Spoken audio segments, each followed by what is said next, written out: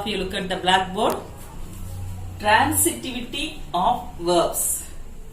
The main verbs are in two forms. Transitive verb, intransitive verb. Transitive verb first part. Transitive verb. Rama wrote a letter. Raman ஒரு லெட்டரை எழுதுனா. எதை எழுதுனா? Letter எழுதுனா. Rama subject, wrote verb, a letter object. The donkey kicked a boy. அந்த கழுதை யாரை உதைச்சது? ஒரு பையனை உதைத்தது. எதை, யாரை என்பதற்கு விடையா வரக்கூடியது object. Sita eats a mango. எதை சாப்பிட்டா சீதா? ஒரு மாம்பழம் சாப்பிட்டா. எதை, யாரை என்பதற்கு விடையா வருவது object.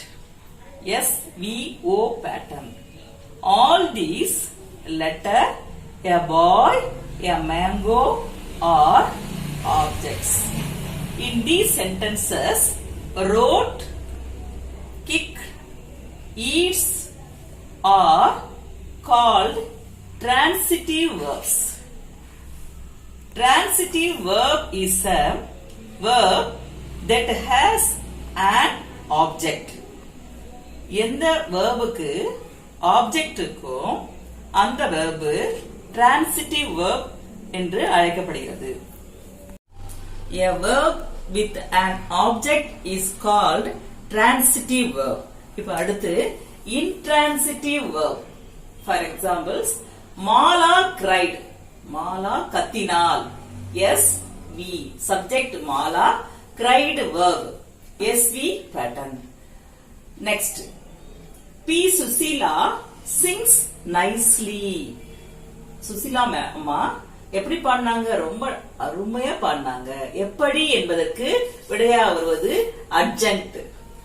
The school bell rang loudly.